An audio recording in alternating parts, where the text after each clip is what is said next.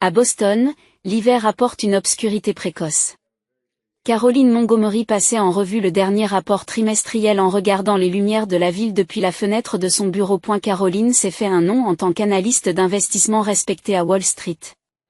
Elle incarnait la femme de carrière idéale avec ses traits raffinés et son tailleur pantalon élégant, mais son regard était chaleureux. Bon travail aujourd'hui. Vous ne devriez pas rentrer chez vous? La secrétaire Jenny a jeté un coup d'œil inquiet dans le bureau. L'horloge indique déjà 8 heures. Oui, je devrais. Merci, Jenny. Caroline sourit en fermant son ordinateur portable et en commençant à ranger ses documents dans son sac. Bien qu'elle soit passionnée par son travail, ce qu'elle chérit encore plus, c'est la chaleur de sa vie familiale. Thomas Williams, qu'elle a épousé il y a 3 ans, travaille comme employé régulier dans une banque locale. Bien que son poste semble modeste par rapport à la carrière de Caroline, sa sincérité et sa gentillesse ont complètement conquis son cœur. Je suis sûre qu'un dîner chaud m'attend à la maison, pensa-t-elle, sentant une chaleur dans son cœur. Thomas était un bon cuisinier et préparait toujours quelque chose de spécial les jours où elle travaillait tard. Lorsqu'elle ouvrit la porte de leur maison, l'arôme du ragoût de bœuf s'échappa de la cuisine, comme elle s'y attendait. « Je suis rentré, dit Thomas. Bienvenue à la maison, Caroline. » Thomas l'accueille en tablier et lui embrasse la joue. « Tu as encore travaillé tard aujourd'hui. Tu dois être fatiguée. » Caroline sourit en enlevant son manteau. « Un peu. Mais je me sens mieux maintenant que je suis à la maison. » Leur maison se trouvait dans un quartier tranquille de la banlieue de Boston. Ni trop grande, ni trop petite. Une maison qu'ils avaient choisie ensemble. Thomas n'aurait pas pu se l'offrir avec son salaire, mais Caroline n'a pas hésité à prendre en charge la majeure partie des frais, en disant « C'est notre maison ». Pendant le dîner, Caroline écoute Thomas raconter sa journée. Il parlait avec intérêt des petites choses qui se passaient au travail et des interactions avec les clients. Elle aimait ces conversations simples de tous les jours. « Au fait, Jennifer a appelé aujourd'hui », dit Thomas en prenant son verre de vin. Caroline fronce les sourcils. Sa relation avec sa sœur Jennifer était compliquée. Malgré sa beauté de mannequin, Jennifer n'avait pas d'emploi stable et dépendait financièrement de ses parents. Elle avait toujours été gâtée par ses parents et on lui pardonnait tout. Cela n'avait pas changé depuis l'enfance. Qu'est-ce qu'elle a dit? C'est à propos d'un voyage à Hawaï que tes parents préparent. Ils veulent que nous y allions tout le mois prochain. Caroline pose sa fourchette. C'est la première fois que j'en entends parler. Robert et Martha semblaient vouloir des vacances avec toute la famille. Thomas le dit gentiment, mais Caroline ne peut s'empêcher de sourire amèrement. Ses parents favorisaient Jennifer, la gâtant toujours. Avec Caroline, par contre, ils étaient stricts, considérant sa réussite comme acquise et ne lui exprimant même pas leur gratitude. Pourtant, Caroline s'occupait de ses parents âgés depuis des années, les aidant à payer leur hypothèque et leurs frais médicaux. « Je vois », répondit-elle platement. « Et qui paie ?» Thomas détourna légèrement le regard. « Eh bien, je n'ai pas encore entendu les détails à ce sujet. » Je comprends, dit-elle avec résignation. C'est donc moi qui paierai à la fin. Thomas lui prend la main. Caroline, n'est-ce pas l'essence même de la famille? S'entraider. Caroline acquiesça aux paroles de son mari. C'était certainement vrai. Cependant, cette aide est parfois très unilatérale. Récemment, elle avait remarqué que Thomas se rendait souvent chez ses parents. Et elle expliquait que c'était pour améliorer les relations familiales, mais quelque chose clochait. D'autant plus que les conversations entre Thomas et Jennifer semblaient se multiplier. Un voyage à Hawaï, dit Caroline en prenant une gorgée de vin et en souriant. D'accord. Peut-être que passer du temps avec toute la famille ne serait pas si mal. Le visage de Thomas s'éclaire. Je savais que tu dirais cela. Je le dirai à Jennifer demain. Il se leva joyeusement et se dirigea vers la cuisine. Le ciel bleu de l'île de Maui accueillit la famille de Caroline. Au centre de villégiature haut de gamme de Wailea Beach, la réceptionniste les accueillit avec un « aloha » et un sourire. La famille Montgomery Williams a réservé. Nous avons préparé pour vous une suite avec vue sur l'océan et 2 chambres de luxe. Alors que Caroline tendait sa carte de crédit, elle vit sa mère Martha sourire de satisfaction. Comme prévu, Caroline payait pour tout. Néanmoins, estimant que le temps passé en famille était précieux, elle s'efforça de garder une attitude enjouée. Thomas, peux-tu apporter les bagages? Lorsque Caroline appela son mari, celui-ci était en pleine conversation avec Jennifer. Lorsqu'ils la virent approcher, ils cessèrent brusquement de parler. De quoi parliez-vous? Demande Caroline en souriant. Oh, juste des activités, répond Thomas, qui semble un peu troublé. Jennifer disait qu'elle était intéressée par la plongée en apnée. Jennifer acquiesce. Oui, n'est-ce pas merveilleux sous l'eau? Caroline sent une drôle d'atmosphère entre eux, mais acquiesce. Oui. C'est merveilleux. Après avoir déposé leurs bagages dans leur chambre et s'être installées, elles décidèrent de prendre un déjeuner tardif au restaurant de l'hôtel. Depuis les sièges de la terrasse, ils avaient une vue sur l'océan d'un bleu éclatant. C'est magnifique, s'exclame Martha. Caroline, merci beaucoup d'avoir rendu ce voyage possible. C'était une rare expression de gratitude de la part de sa mère. Caroline est un peu surprise mais répond, de rien. Jenny avait besoin d'une petite pause, a expliqué Robert, son père. Elle a été émotionnellement instable ces derniers temps. Ce voyage à Hawaï devrait lui remonter le moral. C'est vrai, acquiesce Martha. Jenny est une enfant spéciale, elle a besoin d'une attention particulière. Caroline ne peut s'empêcher de froncer les sourcils. Ils ont toujours appelé Jennifer spéciale et l'ont traitée avec une protection excessive. Pendant ce temps, les luttes et les succès de Caroline étaient considérés comme normaux. Tu es d'accord, n'est-ce pas, Thomas? Demande Robert en se tournant vers le mari de Caroline. Bien sûr, répond Thomas immédiatement.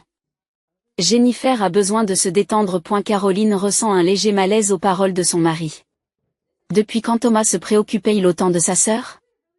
Ils n'avaient jamais été très proches auparavant. Ce soir-là, Caroline était sur le balcon, sirotant du vin et contemplant l'océan. Thomas était sous la douche, la laissant seule dans la chambre. Son téléphone a sonné avec une notification de message. Il s'agissait d'un message décontracté de Jennifer, qui se réjouissait de participer à la fête de la plage demain. Caroline commença à répondre, mais ses doigts se bloquèrent. Elle n'arrivait pas à se débarrasser du sentiment que quelque chose se cachait derrière ces simples mots. Le lendemain matin, la famille était prête à passer la journée à la plage. Mais pendant le petit déjeuner, Thomas se lève soudain. Je suis désolé, mais je viens de recevoir un appel urgent de la banque, dit-il, l'air mal à l'aise. Je dois régler un problème professionnel. Cela pourrait prendre quelques heures. Pendant que vous êtes à Hawaï, demanda Caroline avec méfiance. Vous n'êtes pas en vacances? Oui, mais il s'agit d'un problème important pour un client. Thomas évite de croiser son regard. Je reviens bientôt. Après son départ, Caroline dit à ses parents, c'est bizarre, non? Il est difficile d'imaginer une urgence au travail de Thomas qui nécessiterait une attention particulière pendant les vacances. Tu es trop méfiante, Caroline, soupire Martha. Tu t'attends toujours au pire. C'est ton problème. Maman a raison, acquiesce Jennifer. Thomas est simplement responsable. C'est un homme bon. Caroline acquiesce en silence. Mais l'inquiétude monte en elle. Elle prend son téléphone et appelle la société de Thomas. First National Bank, how may I help you? Première banque nationale, que puis-je faire pour vous? Répond une réceptionniste. Bonjour, c'est la femme de Thomas Williams. J'aimerais entrer en contact avec lui. Monsieur Williams, la femme réfléchit un instant avant de répondre. D'après nos dossiers, il est en vacances cette semaine. Il n'y a pas d'urgence à ma connaissance. J'y vois, merci, raccrocha Caroline. Son cœur s'emballa. Thomas avait menti. Mais pourquoi?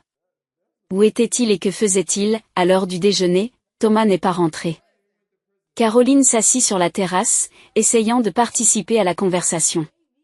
Ses parents et Jennifer bavardaient joyeusement, comme si l'absence de Thomas ne les préoccupait pas du tout. Jennifer, c'est la notification de ton téléphone, dit Caroline en remarquant un bruit provenant du sac de sa sœur.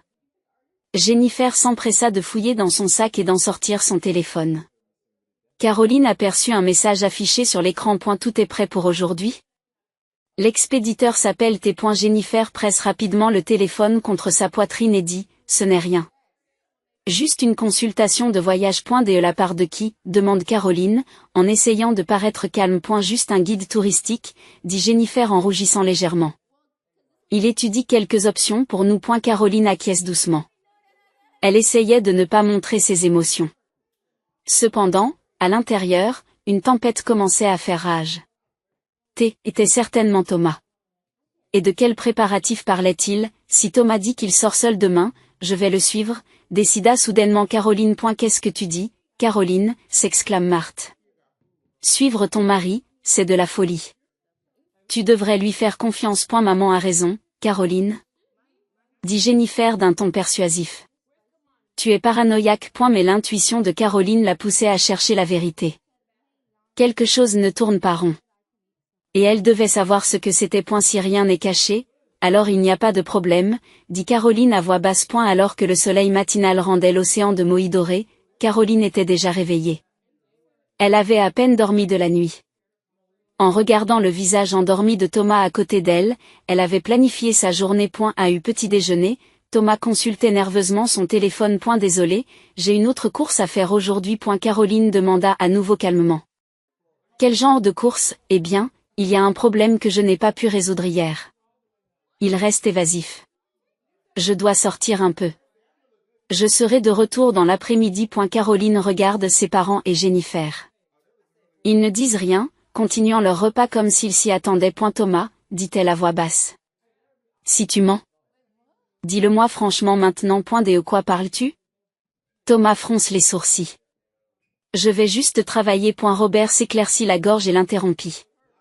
Caroline, fais confiance à ton mari. Il n'est pas bon d'avoir des soupçons. C'est vrai, Martha est d'accord. Tu t'attends toujours au pire. C'est pour ça que tu ne peux pas être heureuse. Caroline ferme la bouche mais est déterminée à l'intérieur. Elle acquiesça en silence et continua à prendre son petit déjeuner. Après le départ de Thomas, elle dit à ses parents, je vais faire des courses. Ses parents ont eu l'air soulagés et ont dit, amusez-vous bien. Jennifer afficha un sourire peu naturel et ajouta, j'espère que tu trouveras de bons souvenirs. Caroline se déguise avec des lunettes de soleil et une casquette. Lorsqu'elle quitta l'hôtel, elle pouvait encore voir Thomas.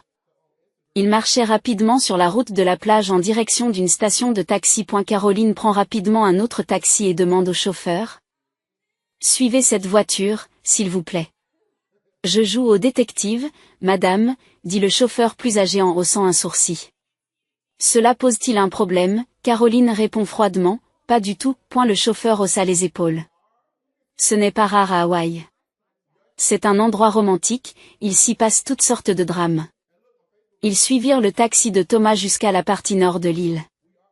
Une vingtaine de minutes plus tard, Thomas sortit devant une petite église blanche. Un panneau indiquant McKenna Chapel était visible. Attendez ici, s'il vous plaît, dit Caroline au chauffeur en lui tendant de l'argent. Je reviens tout de suite. Elle se cacha à une courte distance de l'église et regarda Thomas entrer dans la chapelle. Lorsqu'il disparut, Caroline s'approcha lentement de l'église. Elle voyait faiblement l'intérieur à travers les fenêtres de la chapelle. Le cœur de Caroline battait la chamade et ses mains tremblaient. Elle prit une grande inspiration et entra discrètement par une porte latérale. Le spectacle qui s'offrit à elle la laissa figée. Jennifer, vêtue d'une robe de mariée blanche, se tenait devant l'autel. À côté d'elle se trouvait Thomas, en smoking. Il se tenait la main tandis qu'un homme qui semblait être un pasteur lisait quelque chose. À eu premier rang de l'église se trouvaient les parents de Caroline. Des sourires heureux ornaient leur visage.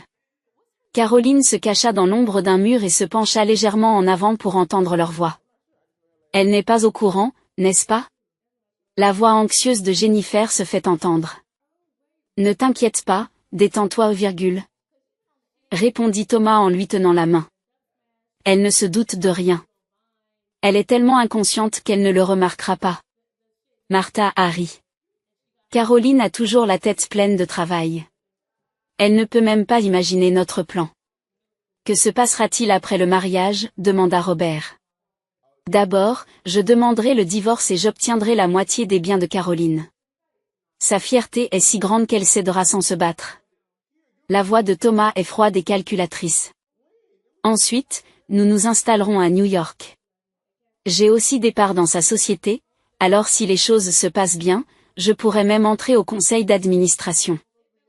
Et nous n'aurons pas à nous soucier de nos vieux jours, se réjouit Martha. Caroline ne nous abandonnera pas, donc si nous partageons sa fortune, nos dernières années seront assurées.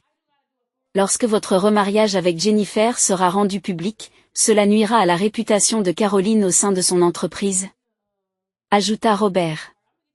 Elle ne pourra alors pas nous résister. Le corps de Caroline tremblait, mais ses yeux étaient froids et clairs. Elle sort son smartphone et commence à enregistrer la conversation. Puis elle filme discrètement la cérémonie.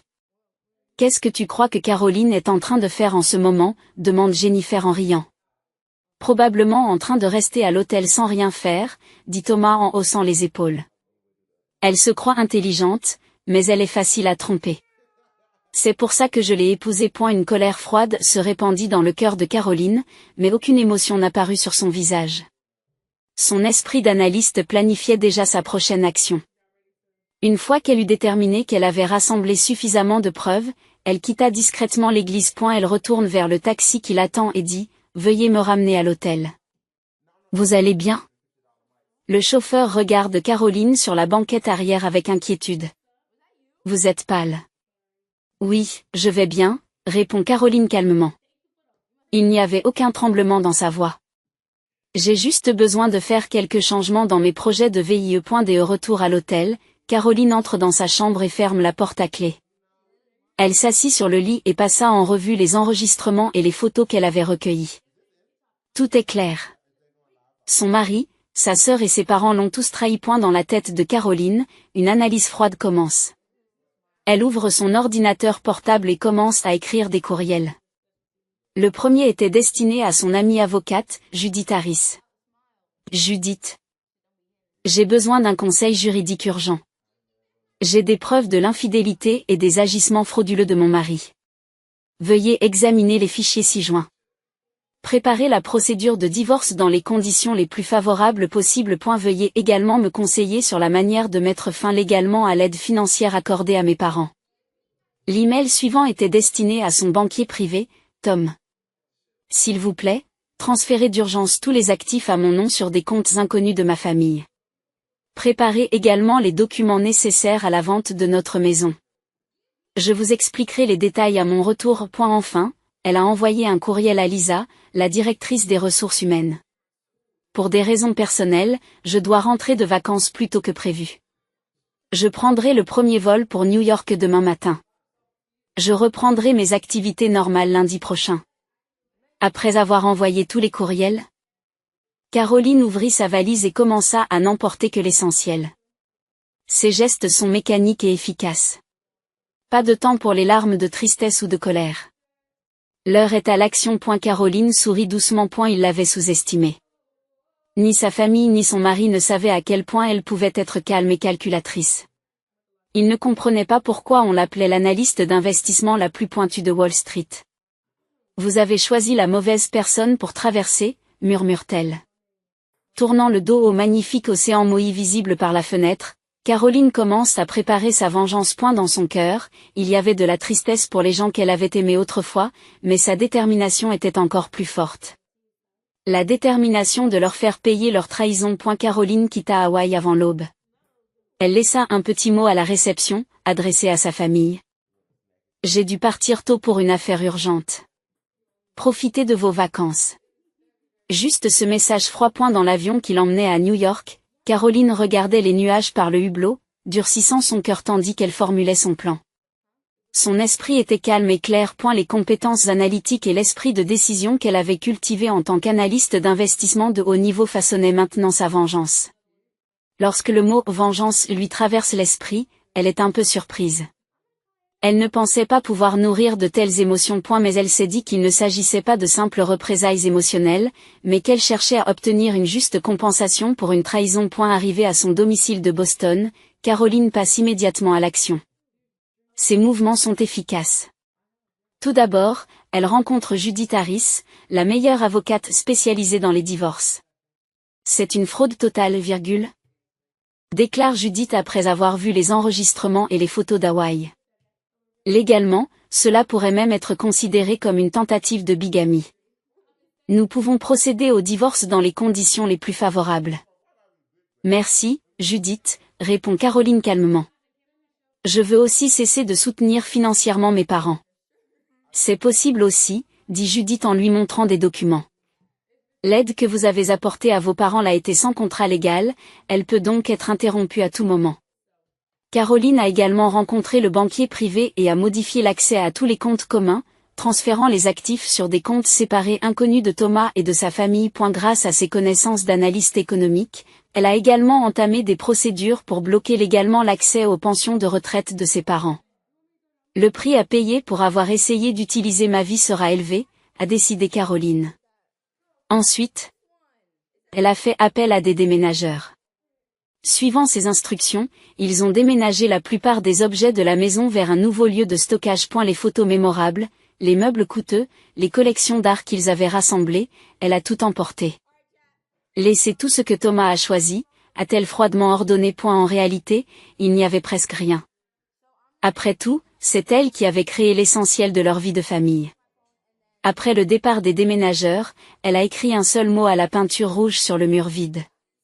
Ce mot ressemblait à un cri du cœur. Elle savait aussi que ses parents accordaient une importance primordiale à la réputation sociale. Elle a donc organisé toutes les preuves des affaires de son père, des fausses activités caritatives de sa mère et de l'évasion fiscale. Il s'agissait de secrets de famille qu'elle connaissait et qu'elle avait eus pendant des années. Tout comme ils ne se sont pas souciés de ma réputation, je ne me soucierai pas de la leur. Se dit Caroline. Finalement, elle a contacté un agent immobilier local et a entamé les démarches pour vendre la maison. Je veux être libérée de ce lieu de trahison dès que possible, dit-elle. Une fois tous les préparatifs terminés, Caroline a déménagé dans un nouvel appartement. Elle ne communique à personne sa nouvelle adresse, effaçant complètement ses traces. Elle attendit le jour où Thomas et les autres reviendraient d'Hawaï. Ce jour-là, elle travaille normalement dans son bureau. Tout en analysant les chiffres à l'écran, elle consulte de temps en temps son téléphone portable. Enfin, un message de Judith arrive. Ils sont arrivés à la maison. Tout se déroule comme prévu.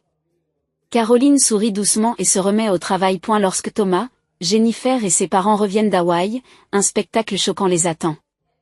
En ouvrant la porte d'entrée, ils ont d'abord vu une maison vide avec des inscriptions en grand sur le mur. En se dirigeant prudemment vers le salon, ils ont découvert qu'il ne restait qu'une lourde table en bois sur laquelle étaient soigneusement rangés les documents relatifs au divorce et au partage des biens. Judith, l'avocate de Caroline, se tenait là, dans un costume coûteux, l'air froid. « Qu'est-ce qui se passe ?» demande Thomas, ahuri, à qui Judith explique calmement. « Madame Caroline Montgomery sait tout. Y compris la cérémonie à Hawaï, dit-elle en faisant défiler les photos et les enregistrements de la chapelle sur une tablette. Jennifer pâlit et ses parents restent sans voix. « Où est-elle » demande Thomas avec frénésie. « Il faut qu'on parle. »« Vous n'avez plus votre mot à dire, virgule. » Rétorque froidement Judith.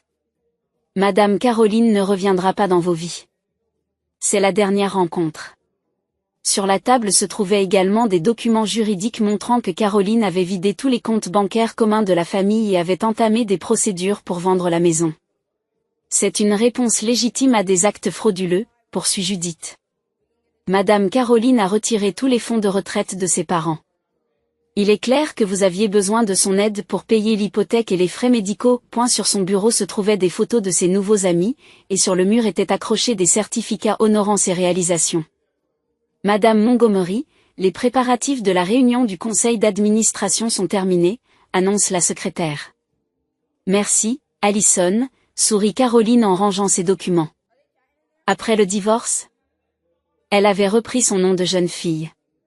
Caroline rayonnait plus qu'avant. Elle passait du temps avec un conseiller psychologique une fois par semaine et apprenait à se valoriser.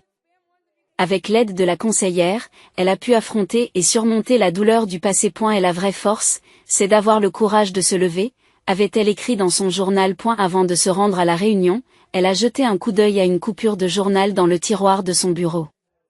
Il s'agissait d'un article sur son ex-mari et sa famille. Dans un petit appartement de la banlieue de Chicago, Thomas revient d'un énième entretien, vêtu d'un costume bon marché. Et elle ouvre la porte d'un pas lourd et marmonne, encore raté.